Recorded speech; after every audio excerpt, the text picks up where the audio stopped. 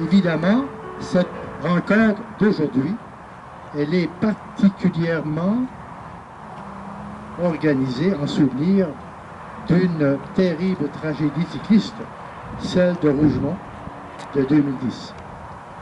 Donc, Mme Cavignan, Dr Dessureau et Mme Desormeaux, Karine, ils ont accepté de se souvenir des joies, surtout, qu'ils ont vécues avec leurs confrères et collègues cyclistes, et en même temps accepté de se rappeler en leur mémoire en déposant une jeune.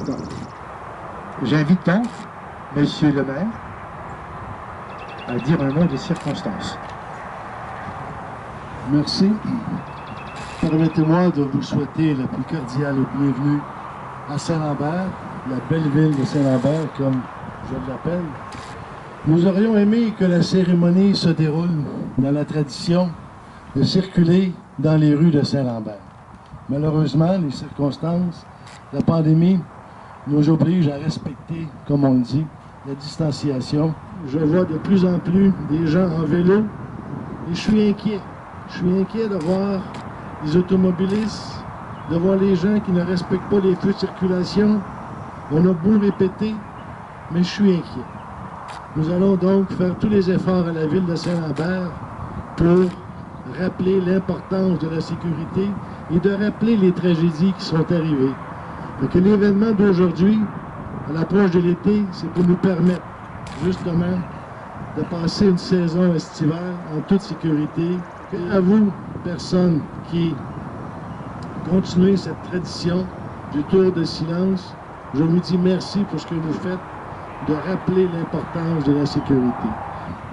Je vous invite à revenir l'an prochain, à la fin de la pandémie, pour circuler en toute sécurité dans les villes de Saint-Lambert. Merci, Monsieur le maire. J'invite maintenant mon successeur à la présidence, M. Boucher, qui va vous adresser un mot. Depuis 2 ans maintenant, si ce n'est pas plus, a convaincu des centaines de villes du Québec, des MRC, d'installer des panneaux suite à la loi 100. Même avant, il était précurseur.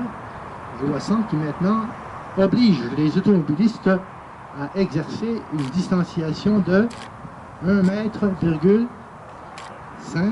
lorsqu'on dépasse un cycliste. Donc Michel a été, on ne peut plus actif avec la complicité de Manon, son épouse. Donc Monsieur Boucher, s'il vous plaît. Bonjour à tous. Je voudrais d'abord m'associer à mes collègues du comité du Tour du silence de la Rive-Sud pour souligner la présence des membres de la famille et amis des cyclistes de la tragédie de Rougemont. J'aimerais également remercier M. le maire de sa présence ainsi que les autres dignitaires. Nous sommes réunis aujourd'hui pour commémorer les 10 ans d'une des pires tragédies cyclistes au Québec. Pour vous qui avez vécu la tragédie de près, je comprends votre douleur à ce triste anniversaire car Manon et moi avons eu le même choc il y a 8 ans par la perte de notre fils Tristan. Il arrive que plusieurs personnes nous demandent comment nous avons arrivé à passer à travers un tel événement. Je leur mentionne, c'est que c'est en pensant au plus beau moment qu'on a vécu avec Tristan qui nous permet d'oublier, comme on dit, on ne pense pas à la tragédie, mais on pense au plus beau moment, les 14 ans qu'il a été avec nous. Effectivement, le jour de la tragédie nous est marqué au fer rouge dans nos pensées. Par ailleurs, leur sourire et leur joie de vivre l'est également. Ils ne sont pas immortels, mais leur souvenir de leur présence l'est dans tous nos cœurs. Toi, Sandra de Garza Aguilar, toi, Christine Deschamps, et toi, Lynn Duhamel, vous tous qui avez quitté il y a 10 ans, vous n'êtes plus physiquement avec nous, mais nous sentons toujours votre présence et vos sourires. Reposez en paix. Merci. Nous en sommes maintenant au moment commémoratif.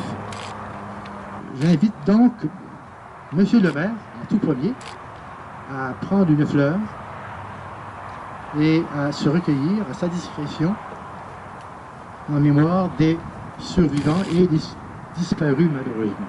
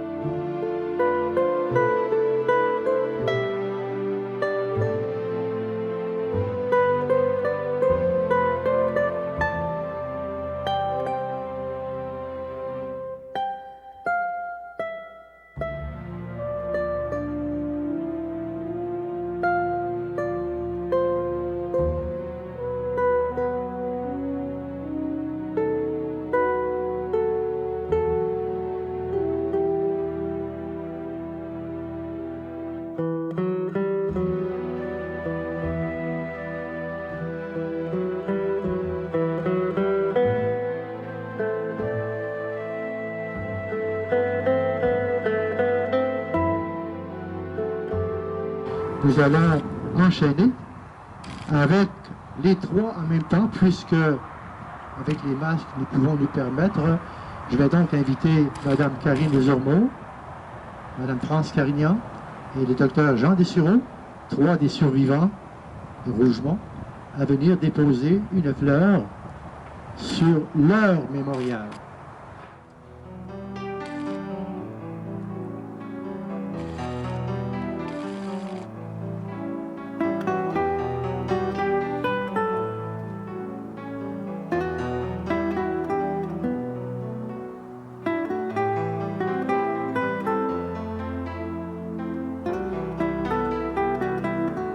Je vous invite à rester ici à l'avant, s'il vous plaît, avec Mme Carignan.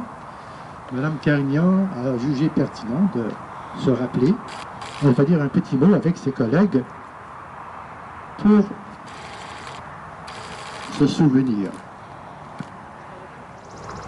Alors, 14 mai 2010, 20 mai 2020, 10 ans.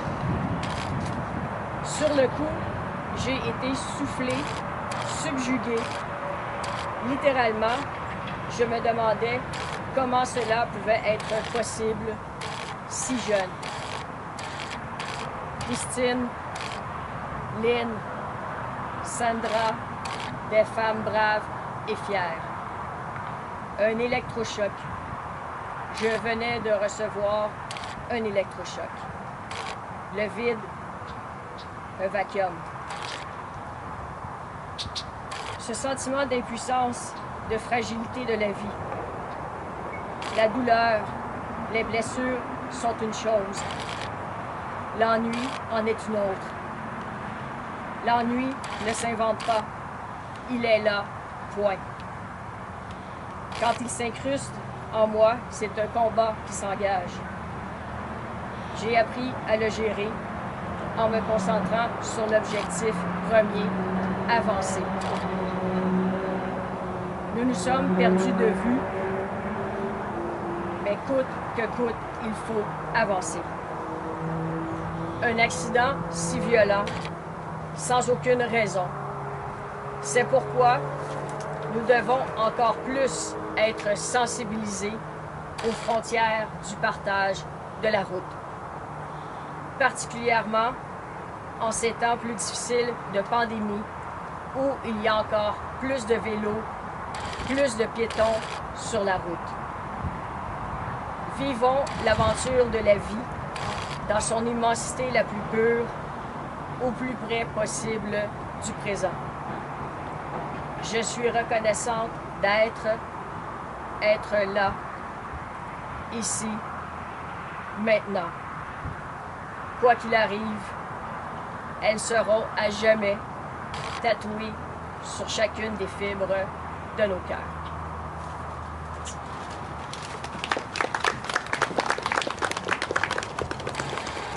Je vais inviter Monsieur le maire, Monsieur Boucher et les 3 survivants à accompagner Monsieur le maire qui va prendre la jette et la déposer en compagnie des 3 survivants sur le mémorial et pour tous nos confrères cyclistes qui nous ont quittés.